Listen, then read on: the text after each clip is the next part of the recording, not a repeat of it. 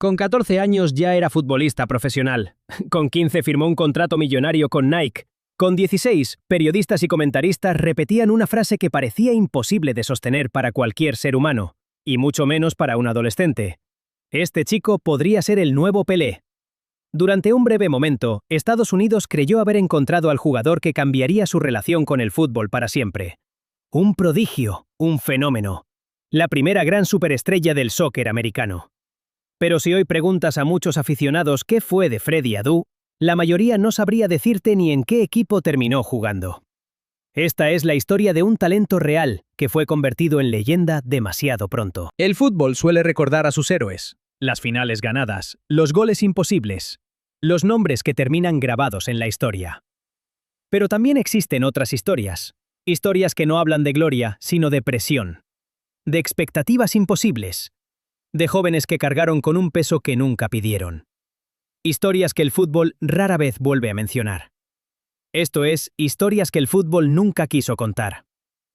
La promesa imposible. La historia de Freddie Adu no empezó en Estados Unidos. Nació en 1989 en Ghana, en una familia que, como tantas otras, soñaba con una vida mejor lejos de las dificultades económicas que marcaban su día a día.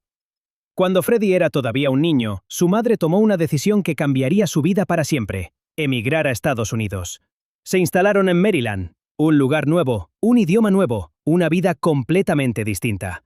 Y fue allí resultante para regatear, un cambio de ritmo que dejaba atrás a rivales mayores que él. Una naturalidad con el balón que llamaba la atención de cualquiera que lo viera jugar 5 minutos.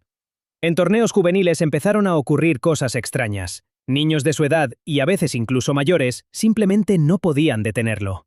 Entrenadores, ojeadores y periodistas comenzaron a escuchar su nombre cada vez con más frecuencia. Big Soccer. 14 años. Una edad en la que la mayoría de futbolistas apenas está empezando a competir en categorías juveniles. Pero Freddie Adu ya estaba jugando en estadios profesionales, frente a miles de personas y cámaras de televisión. De repente, Estados Unidos tenía una historia perfecta entre manos. Un niño prodigio. Un inmigrante que representaba el sueño americano. Un talento capaz de cambiar el destino del fútbol en un país dominado por otros deportes. Los medios lo convirtieron rápidamente en un fenómeno nacional. Los programas de televisión querían entrevistarlo, los periódicos hablaban de él cada semana. Los estadios empezaban a llenarse de aficionados que querían ver, aunque fuera durante unos minutos, al chico del que todo el mundo hablaba. Y entonces llegó el contrato que terminó de construir el mito.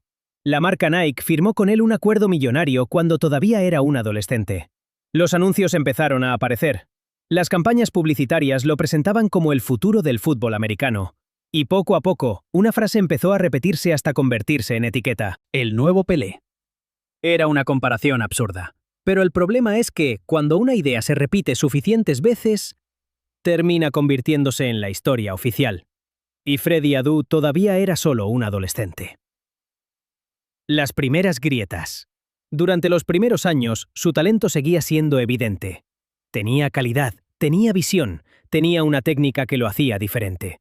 Pero el fútbol profesional es un entorno brutalmente exigente. Los defensores eran más fuertes, el ritmo de los partidos era más rápido. Las decisiones debían tomarse en décimas de segundo. Y poco a poco empezó a aparecer una sensación incómoda. Freddie Adu era un buen jugador, pero quizá no era el fenómeno sobrenatural que el mundo había decidido que debía ser.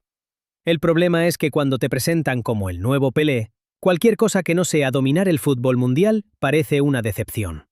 Y esa presión empezó a acompañarlo en cada partido. El salto a Europa. Como ocurre con muchas promesas, el siguiente paso parecía inevitable. Europa, el lugar donde se mide realmente el talento de un futbolista.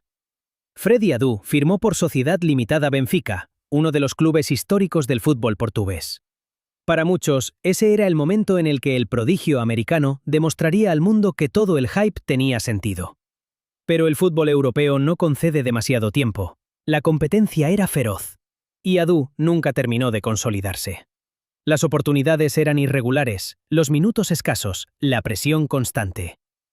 Comenzaron entonces las cesiones. Primero un equipo, luego otro. Cada cambio parecía una nueva oportunidad, pero también una señal de que algo no estaba funcionando. La caída silenciosa. Con los años, la trayectoria de Freddie Adu empezó a volverse difícil de seguir incluso para los aficionados más atentos. Grecia, Turquía, Brasil, Serbia, Finlandia. Equipos distintos, ligas distintas, proyectos distintos. El jugador que una vez había ocupado portadas en Estados Unidos ahora jugaba en estadios donde apenas había unos pocos miles de espectadores. Mientras tanto, en el fútbol mundial aparecían nuevas superestrellas. Jugadores jóvenes que realmente cambiarían la historia del deporte.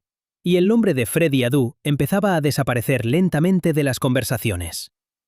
No hubo un momento concreto en el que todo terminara, no hubo una caída espectacular, solo una carrera que se fue apagando poco a poco, casi en silencio. Y si te interesan las historias que normalmente quedan fuera de los resúmenes y las portadas, este es tu sitio. Esto es Balón y Palos, donde el fútbol no solo se explica, se vive.